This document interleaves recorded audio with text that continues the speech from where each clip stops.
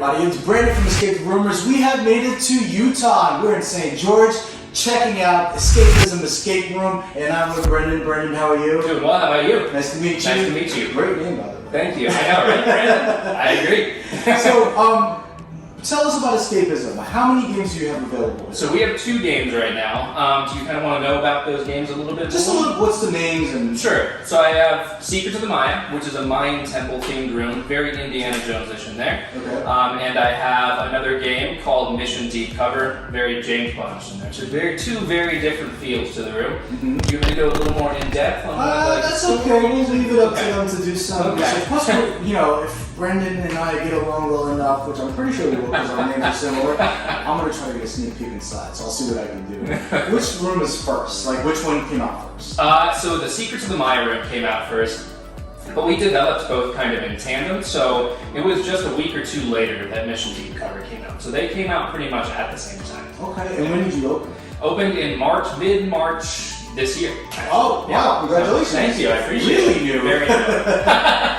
All right, and how many rooms can you build here? Like, what is the capacity? So I have enough for another 2 rooms. So we have another 1,400 square feet. Okay. And I was deciding how to divide that up because we could have done 2 or 3 more rooms. And I decided in the end that we wanted 2 rooms to be very large. So we're having 2 very large rooms put in next, both about like 650 square feet. Wow. Yeah, so very big for our next. And is there an ETA on this?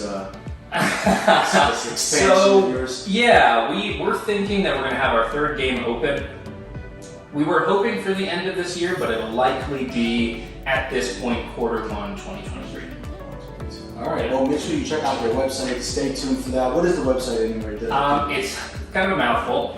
It's escapism-escaperoom.com. Oh, okay, that's bad. Escapism-escaperoom.com. And let me ask you, do you still get a chance to game master, or do you have? I know you have game masters, but do you get to be in the control room and watch? Absolutely. I'm here pretty much all day, every day, making sure that our operations are going smoothly and game mastering when I can. Okay. Yeah. When you're in there and you're looking at the camera and you're watching players in there, share a story of something that you've seen, like something crazy, something wow, something impressive. Believe me, we've heard probably almost every story, but we're always surprised by new ones. Sure. So I think the wildest thing that I've seen, I added a rule about this after it happened, because it was very hard to reset, but I had a team. We have decorations in there that are just stone bricks and artificial plants all around the room in Mayan.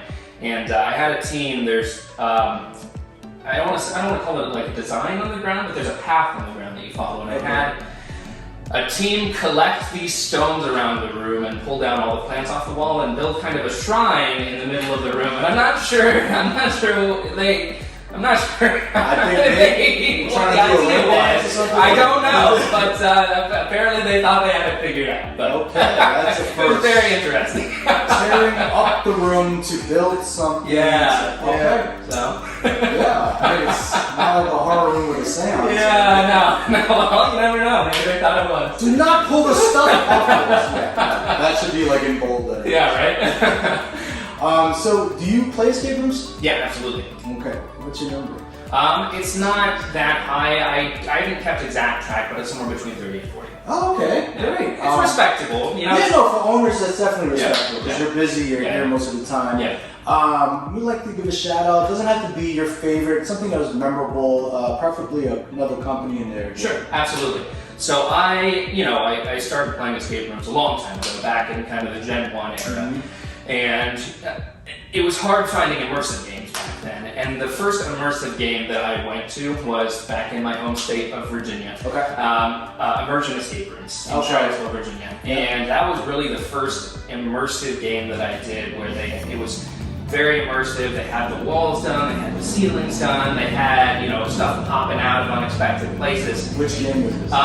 So did you do Immersion Escape? No, I heard of them, but I haven't been there yet. So I've done all 4 of them. Okay. But the first one I did was their introductory game, and you're kind of put in like a closet-sized space. So it's very cozy in there, but which gives it a really different feel. But and there's a lot going on in the room. It's very immersive, and there's very different angles at which you have to approach things. So that I forget the name of it, but it's their prologue to their to the series that they have going on there. They kind of have like a chapter series of escape rooms. Yeah. But yeah, I forget the name. I think it's House Arrest. House Arrest is what it was called. House Arrest. And that was the first really immersive room that I did, and it made such an impression on me because I was like, wow, this is what an escape room can be. Like when an owner really cares, when an owner really like wants to like give you that full experience. This is what an escape room can be, and that just made an impression on me and how I want to run my rooms and how I want to develop my future rooms. Great. Yeah. Shout out to Immersion Escape Room and the game House Arrest.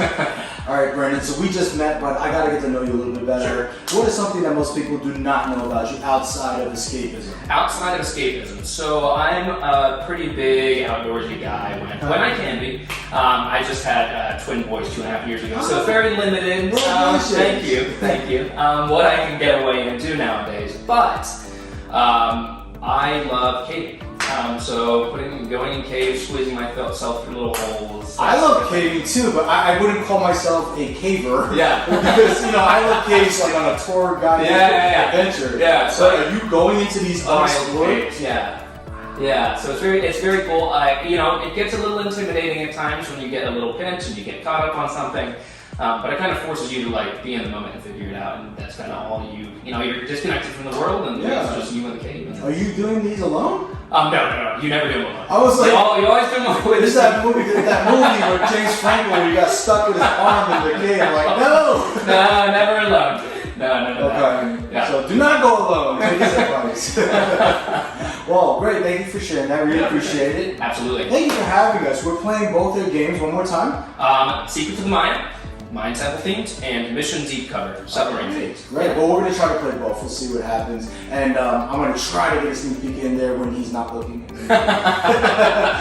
But do me a favor, make sure you follow them. Again, it's escapism-escaperoom.com. And also social media? Yeah, so we are Escapism St. George on Instagram and Facebook. And also, follow us on YouTube. Make sure you hit that like button below, subscribe, and check out our website, escapetherooms.com, so you'll know what we thought of both games, and you'll know what to expect when you get over here to Escapism in St. George, Utah.